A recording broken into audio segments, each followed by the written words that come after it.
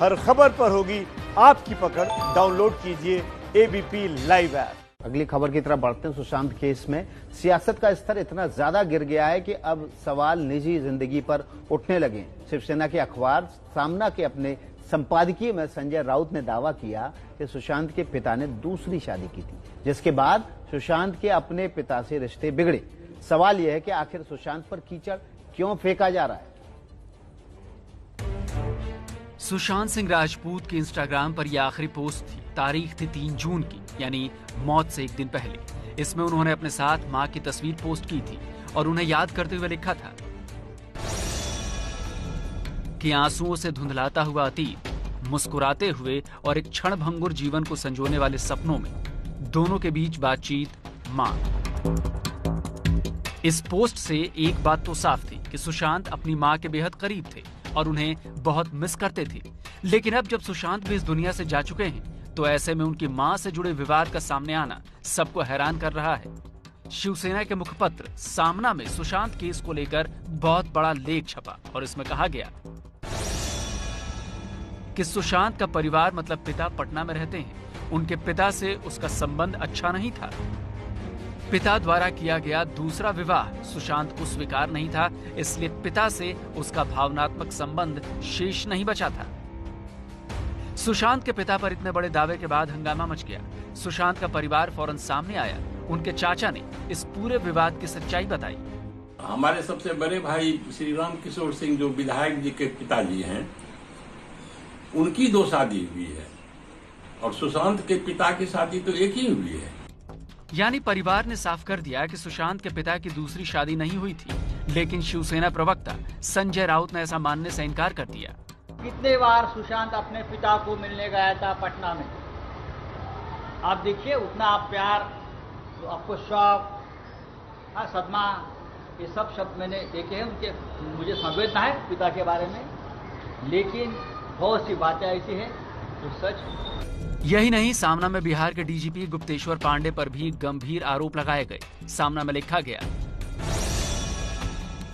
कि ऐसा कहा जाता है कि गुप्तेश्वर पांडे की पत्नी ने भी अपने पति की ओर से सरकार से निवेदन किया था और कहा था कि नौकरी छोड़ते समय उनके पति गुप्तेश्वर पांडे की मानसिक स्थिति अच्छी नहीं थी, इसी आधार पर उन्हें एक बार फिर सेवा में लिया गया होगा।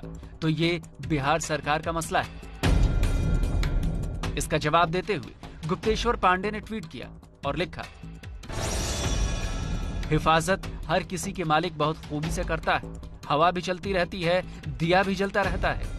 मुझे जितनी भी गाली दो, लेकिन सुशांत को न्याय चाहिए। जो चला गया उसके परिवार पर छीटाकशी क्यों, आरोप प्रत्यारोप क्यों? इसीलिए नमस्ते भारत उठा रहा है कुछ बुनियादी और अहम सवाल है कि सुशांत की मौत पर अब सियासत जो हो रही है, ये तो बदसूरत है। क्यों हो रही है ऐसी सियासत? सियासत से किसको फायदा है, किसको नुकसान है? अब इससे कई सारे सिरे हैं जो कहीं ना कहीं जाकर सियासत से जुड़ी जाते हैं। पहली बात कि बिहार में इसी साल आखिर में विधानसभा चुनाव होने। सुशांत सिंह राजपूत बिहार के रहने वाले हैं। खुद नीतीश कुमार कह चुके हैं कि बिहारी को इंसाफ मिलना चाहिए। दूसरा, सुशांत सिंह राजपूत बिहार के रहने वाले हैं। तीसरा, उनकी मौत की जांच महाराष्ट्र और बिहार एक दूसरे पर टकरा रहे। महाराष्ट्र की सरकार बीजेपी की दोस्त नहीं रही, जो हुआ करती थी। एक दौर हुआ करता था जब बीजेपी और शिवसेना का लंबा साथ चला, लेकिन वो साथ टूट गया है। नीतीश कुमार आरजेडी का साथ छोड़कर फिर बीजेपी के साथ आए हैं। तो ये समीकरण बदले हैं और इसी वजह से देखिए बिहार से लेकर महाराष्ट्र तक राजनीति हो रही है। बिहारी अस्मिता की लड़ाई पर आरजेडी भी पीछे नहीं, इसलिए तेजस्वी खूब मुखर है इस मामले में। और देखिए, यही सवाल है, जो बुनियादी सवाल है, वो एबीपी न्यूज आपके सामने उठा रहा है। हमारे साथ इन्हीं सवालों के कुछ जवाबों के साथ पटना से प्रकाश सिंह जुड़ गए, प्रकाश कुमार जुड़ गए। सीधे उनके पास चलते हैं। प्रकाश, बड़ा सवाल यह है कि आखिर कीचड़ क्यों उछाला जा रहा है? एक व्यक्ति, एक इंसान जो संघर्ष करता हुआ, जिसने मौत को गले लगा लिया या उसकी मौत हो गई, अभी ये मिस्ट्री बनी हुई है, उसके परिवार पर कीचड़ उछाला जा रहा है। किसको बचाने की कोशिश हो रही है इस कीचड़ के पीछे? देखिए, एक बात तो साफ है विकास की जिस तरह से यह मामला एक के बाद एक टर्न लेता गया और नाटकीय मोड़ आता गया।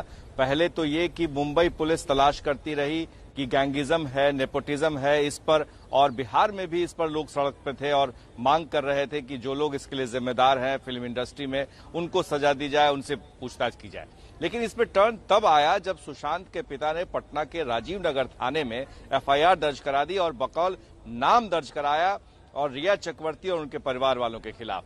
इसके बाद से ही यहां से राजनीति शुरू हो गई और कहा जा रहा है कि इसमें बिहार के जो एक मंत्री हैं संजय झा और उसके बाद मुख्यमंत्री नीतीश कुमार को इन्वॉल्व किया गया और फिर इस पर एफआईआर दर्ज करने के बाद यहां से पुलिस चली गई जांच करने के लिए। तो सियासत यहां से आ गई और जाहिर है कि जब महाराष्ट्र पुलिस पर एक के बाद एक आरोप लगने शुरू हो गए तो उसने भी अब बचाव करना शुरू कर दिया और बचाव में ही ये कीचड़ उछाले जा रहे हैं उनके परिवार पर, जिसमें कई बातें हैं जो बिल्कुल निराधार हैं, बेबुनियाद हैं।